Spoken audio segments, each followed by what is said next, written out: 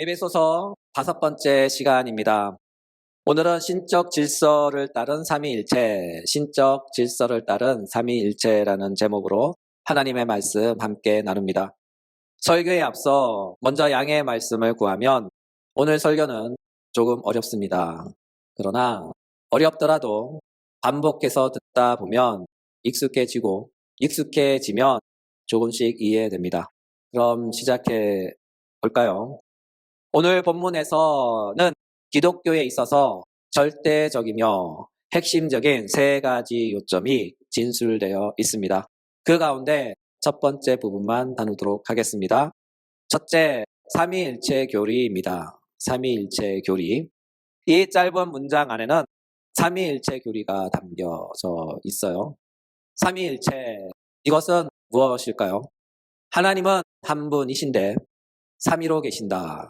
하나님은 한 분이신데 삼위로 계신다 하는 가르침입니다. 이 말을 들으면 우리는 궁금증이 생기죠. 머릿속에 물음표가 생깁니다. 어떻게 한 존재가 세 실체이면서 동시에 세 실체가 어떻게 한 존재가 될 수 있는가 하는 궁금증이죠. 이와 같은 이유로 고대 기독교 사회에서는 이 문제로 인하여 심각한 토론과 함께 삐딱한 생각을 갖고 전통 노선을 탈선한 이들이 있었죠. 그들을 이단이라고 합니다. 달리 표현하면 기독교에서 이단이라고 표현할 때 그것은 교리가 다른 것 또는 가르침이 다른 것을 가리켜 이단이라고 합니다. 한마디로 이단은 교리가 다르다 또는 가르침이 다르다 하는 말입니다. 따라서 성경의 전체 내용과 다른 것을 가르치면 성경의 핵심 진리와 다른 것을 가르치면 그것을 이단이라고 하는 거예요. 아시겠죠? 사도 요한은 말씀하셨어요. 요한복음 2장 18절에서 25절 조금 긴데 제가 읽도록 하겠습니다. 아이들아, 지금은 마지막 때라. 적 그리스도가 오리란 말을 너희가 들은 것과 같이 지금도 많은 적 그리스도가 일어났으니 그러므로 우리가 마지막 때인 줄 아노라. 그들이 우리에게서 나갔으나 우리에게 속하지 아니하였나니 만일 우리에게 속하였더라면 우리와 함께 거하였으리려니와 그들이 나간 것은 다 우리에게 속하지 아니함을 나타내려 함이니라. 너희는 거룩하신 자에게서 기름 부음을 받고 모든 것을 아느니라. 내가 너희에게 쓰는 것은 너희가 진리를 알지 못하기 때문이 아니라 알기 때문이요. 그 모든 거짓은 진리에서 나지 않기 때문이라. 거짓말하는 자가 누구냐? 예수께서 그리스도이심을 부인하는 자가 아니냐? 아버지와 아들을 부인하는 그가 적 그리스도니 아들을 부인하는 자에게는 또한 아버지가 없으되 아들을 시인하는 자에게는 아버지가 있느니라. 너희는 처음부터 들은 것을 너희 안에 거하게 하라. 처음부터 들은 것이 너희 안에 거하면 너희가 아들과 아버지 안에 거하리라. 그가 우리에게 약속하신 것은 이것이니 곧 영원한 생명이니라. 이 긴 구절들의 요점은 이것입니다. 삼위일체 하나님을 인정하지 않거나 고백하지 않는 이들은 모두 다 적 그리스도인 이단이라고 하는 거예요. 적 그리스도, 이 말은 고의적으로 의도적으로 기독교 교리에 맞서 저항하며 기독교 진리들을 폄하하여 폐기시키고 결국 기독교를 망하게 하려는 무리들이 바로 적 그리스도 또는 이단이라고 합니다. 사도 요한의 이 긴 구절 안에 삼위일체 교리가 나오죠. 기름으로 비유된 성령, 아들 대신 성자, 그리고 성부 하나님입니다. 예수님도 말씀하셨어요. 요한복음 10장 30절, 나와 아버지는 하나다. 요한복음 14장 9절, 나를 본 자는 아버지를 보았다. 요한복음 14장 11절, 내가 아버지 안에 거하고 아버지께서 내 안에 거하심을 믿으라. 우리 주님은 성부 하나님과 자신은 하나다라고 말씀합니다. 한마디로 성부 하나님과 나는 동격이다. 성부 하나님과 나는 동등하다. 또한 우리 주님은 성령 하나님도 이렇게 소개합니다. 요한복음 14장 16절, 내가 아버지께 구하겠으니 그가 또 다른 보혜사를 너희에게 주사 영원토록 너희와 함께 있게 하리니. 예수님은 말씀하시죠. 성령은 또 다른 보혜사, 성령은 또 다른 보혜사라고 합니다. 또 다른 보혜사 이 말을 깊이 주목해 보셔요. 먼저 보혜사에 해당하는 헬라어는 파라클레토스입니다. 이 단어의 뜻은 남을 위해서 나타난 자, 남을 위해서 나타난 자, 또는 돕는 자, 혹은 위로자, 또는 중재자라는 의미를 갖습니다.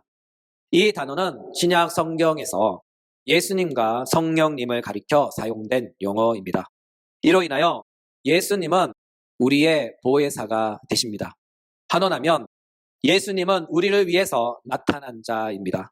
예수님은 우리를 돕는 자입니다. 예수님은 우리의 위로자, 상담자, 중재자입니다. 따라서 예수님은 우리의 보혜사, 곧 파라클레토스입니다.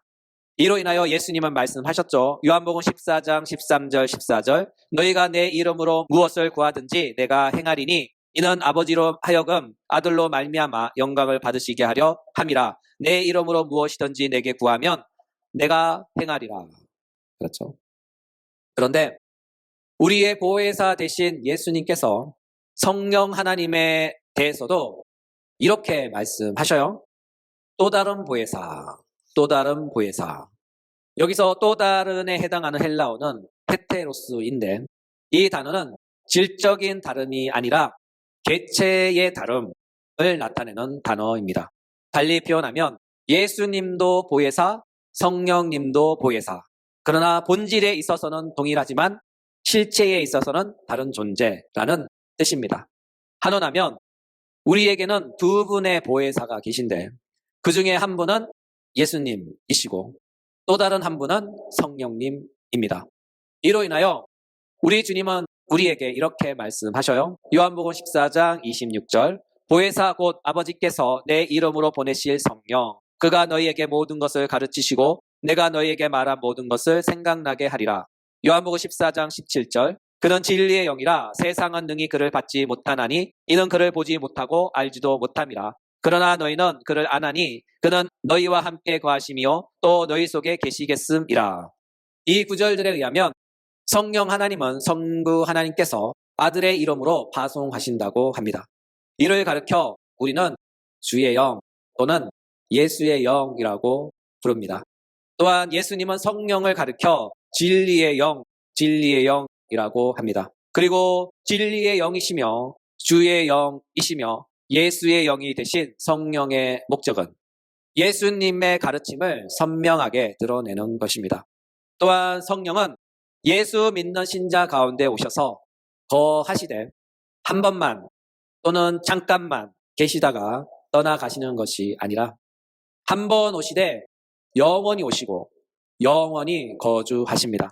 쉽게 말해서 성령은 한 번 오시면 절대로 안 떠나신다. 성령은 한 번 오시면 절대로 안 떠나신다. 달리 표현하면 성령께서 왔다 갔다 하지 않으시고 한 번 오셔서 영원히 거주하신다 하는 것이죠. 이 사실을 믿으시기 바랍니다. 사도 바울은 이 사실을 이렇게 증거합니다. 고린도전서 3장 16절 너희는 너희가 하나님의 성전인 것과 하나님의 성령이 너희 안에 거하시는 것을 알지 못하는. 그렇죠. 성령 하나님은요, 한 번 오시면 영원히 안 떠나십니다. 더욱이 우리 주님이신 예수님께서 재림하셔도 성령 하나님은 우리를 안 떠나십니다. 더욱이 이 세상이 완전히 새롭게 되어 완전한 세상이 도래한다 해도 성령 하나님은 우리를 안 떠나십니다. 한 번 오신 성령은 오신 그 순간부터 영원에서 영원까지 영원토록 우리와 함께 계십니다. 이와 같은 성령은 누구에게 오셔서 영원토록 계실까요? 바로 그리스도인, 성도, 신실한 자들에게 오셔서 영원토록 그들과 함께 거하십니다. 이로 인하여 사도 바울은 이렇게 말씀하셨어요. 고린도전서 12장 3절 내가 너희에게 알리노니 하나님의 영으로 말하는 자는 누구든지 예수를 저주할 자라 하지 아니하고 또 성령으로 아니하고는 누구든지 예수를 주시라 할 수 없느니라. 로마서 10장 9절 10절 내가 만일 내 입으로 예수를 주로 시인하며 또 하나님께서 그를 죽은 자 가운데서 살리신 것을 내 마음에 믿으면 구원을 받으리라. 사람이 마음으로 믿어 의에 이르고 입으로 시인하여 구원에 이르느니라. 로마서 10장 17절. 믿음은 들음에서 나며 들음은 그리스도의 말씀으로 말미암느니라. 그렇죠? 누가 성령을 받는가? 바로 예수를 그리스도로 믿는 자, 예수를 그리스도로 믿는 자, 또는 주님을 믿는 자가 성령을 받습니다.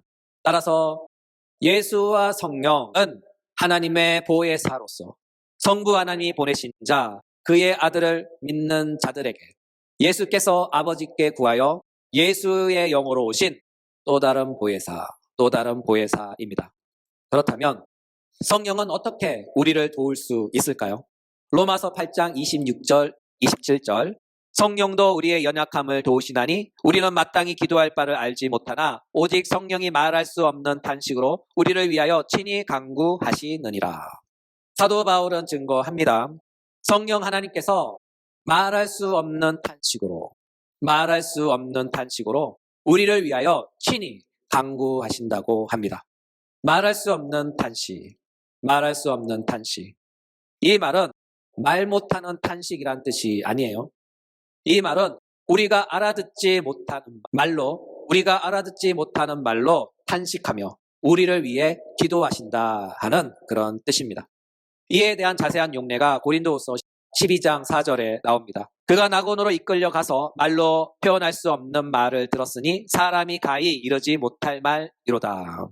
이 구절에서 말로 표현할 수 없는 말을 주목해 보셔요. 이 말은 무슨 말일까요? 사도 바울이 환상 중에 이끌려 갔는지, 아니면 실제로 그가 영으로 이끌려 갔는지, 그것도 아니면 몸으로 이끌려 갔는지, 그것은 알 수 없지만, 여튼 사도 바울은 낙원, 곧 하늘나라 또는 천국으로 갔어요. 가서 사도 바울이 그들이 하는 말을 들었는데 이 세상 언어가 아니더라. 이 세상 언어가 아니더라. 또한 이 세상의 그 어떤 언어를 다 사용한다 하더라도 그가 하늘나라에서 천사의 말을 직접 들었는지, 아니면 온전케 된 영들의 말을 들었는지, 아니면 하나님의 말씀을 들었는지는 모르겠지만 그 말들은 이 세상 말로 번역하거나 통역하거나 표현할 수 없는 말이었더라 하는 것이죠. 왜냐하면 이 세상에는 없는 말, 존재하지 않는 언어였기 때문이죠. 이와 같은 이유로 사도 바울은 하늘나라에서 들었던 말을 이 세상의 그 어떤 말로도 표현할 수 없는 말, 사람이 가히 이르지 못할 말이었더라라고 진술하고 있는 거예요. 이것이 바로 성령의 말할 수 없는 탄식, 성령의 말할 수 없는 탄식입니다. 성령께서 우리 안에 오셔서 연약한 우리를 위해 간구하시는데 그 간구하는 소리가 이 세상 언어로 표현할 수 없는 소리로서 우리가 들을 때 탄식의 소리로 들린다는 거예요. 그렇죠? 가령 예를 들면 이런 거예요. 우리가 길을 가다가 어떤 사건을 목격했는데 그 상황을 우리가 어떻게 할 수 없는 안타까운 상황을 목격한 거예요. 그런 상황을 딱 맞닥뜨리게 되면 우리는 이렇게 표현하죠. 아, 또는 어떻게, 혹은 아이고, 이런 것들이 탄식의 소리입니다. 짧지만 그 속엔 강하고 많은 의미를 포함하고 있죠. 말로 다 표현할 수 없는 소리, 말로 다 표현할 수 없는 소리. 바로 마음의 깊은 소리며 안타까운 소리며 영혼의 울부짖는 애통의 소리입니다.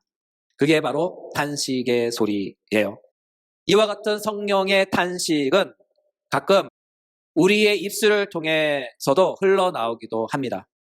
우리가 깊은 슬픔에 잠겨 있을 때, 고난의 수령 속에 빠져 있을 때, 때론 헤어나올 수 없는 절망에 빠져 있을 때, 교회는 왔는데 기도할 힘은 없고 그저 한마디 툭 내뱉는 말 있잖아요.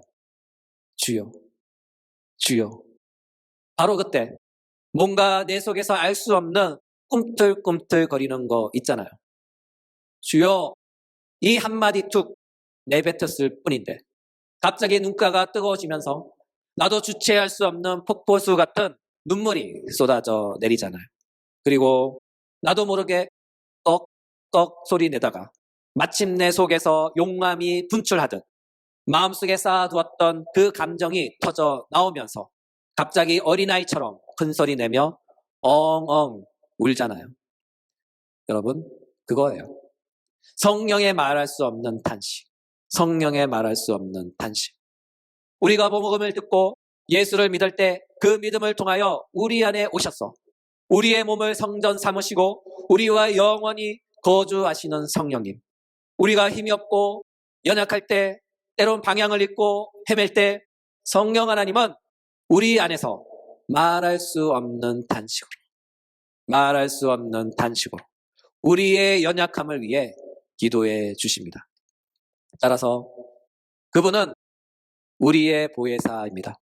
성자 하나님의 강구를 통해 성자의 이름으로 오신 예수의 영이십니다. 그가 우리 안에 오셔서 영원히 함께 계시되 언제나 항상 함께 계십니다. 요약하면 성경의 진수를 통해 말씀들을 살펴볼 때 아버지라 불리는 성부라는 한 실체가 계시고 성부와 상호관계 안에 있는 아들이라는 한 실체도 계시고 또한 성부와 성자와는 별도로 그분들과 상호관계 안에 있으면서 구별되는 또 다른 한 실체가 계신 것을 알 수 있습니다. 그래서 성부는 성자가 아니시며 성자는 성부가 아닙니다. 또한 성자는 성령이 아니시고 성령은 성자가 아닙니다. 더불어 성령은 성부가 아니시고 성부는 성령이 아니십니다. 그럼에도 불구하고 성부, 성자, 성령은 한 분이십니다. 어떻게 한 분이실까요? 신적 본질을 따라서는 한 분입니다. 왜냐하면 신적 본질에 있어서 성부와 성자와 성령은 동등하며 같기 때문이죠. 이를 가르쳐 우리는 이렇게 표현해요. 동일 본질이시다. 동일 본질이시다. 따라서 성부, 성자, 성령은 신적 본질이 하나다. 신적 본질이 하나다입니다. 이것을 달리 표현하면 성부, 성자, 성령은 단 하나의 신적 본질을 공유하신다. 성부, 성자, 성령은 단 하나의 신적 본질을 공유하신다입니다. 그러나 하나의 신적 본질 안에 성부, 성자, 성령의 세 실체의 구분이 있습니다. 이와 같은 이유로 우리는 이것을 이렇게 표현합니다. 위격을 따라서는 세 분이시다. 위격을 따라서는 세 분이시다. 정리하면 삼위일체 교리는 이것이죠. 신적 본질을 따라서는 한 분, 신적 본질을 따라서는 한 분, 그러나 위격을 따라서는 세 분, 위격을 따라서는 세 분입니다. 따라서 삼위일체 교리를 현대어로 순화해서 표현하면 이렇습니다. 삼위 하나님의 존재 방식, 삼위 하나님의 존재 방식. 이것은 이 세상 질서에 따른 방식이 아니라 영적 질서에 따른 방식, 달리 표현하면 피조물의 질서를 따른 방식이 아니라 신적 질서를 따른 방식입니다. 한원하면 우리는 눈으로 보고 관찰할 수 있는, 손으로 만져서 확인할 수 있는 피조물의 질서 안에 살고 있습니다. 그러나 하나님은 우리가 눈으로 볼 수 없고 우리의 이성으로 포착할 수 없는 영적 질서 안에 계십니다. 따라서 우리는 우리의 방식으로 볼 때 삼위 하나님께서 어떻게 하나의 신적 본질 안에서 성부, 성자, 성령으로 계시는지 도저히 알 수 없습니다. 이것은 신비입니다. 이것은 이해 불가입니다. 이것은 해석 포기입니다. 그럼에도 불구하고 우리는 믿습니다. 하나님은 한 분이심을 믿습니다. 우리는 믿습니다. 성부 하나님이 계시며 성자 하나님이 계시며 성령 하나님이 계심을 믿습니다. 우리는 믿습니다. 신적 본질을 따라서는 하나님은 한 분이심을 믿습니다. 그러나 위격을 따라서는 성부, 성자, 성령, 삼위 하나님이 계심을 믿습니다. 모든 복의 근원으로서 성부 하나님, 모든 복의 영역이며 통로로서 성자 하나님, 모든 복의 신적 집행자로서 성령 하나님을 믿습니다. 이와 같은 이유로 모든 그리스도인은 삼위일체 하나님을 믿습니다. 그러므로 우리의 신앙 고백과 찬양은 이것입니다. 하나님 곧 우리 주 예수 그리스도의 아버지께서 그리스도 안에서 하늘에 속한 모든 신령한 복을 우리에게 주신 삼위일체 하나님을 믿으며 찬양합니다.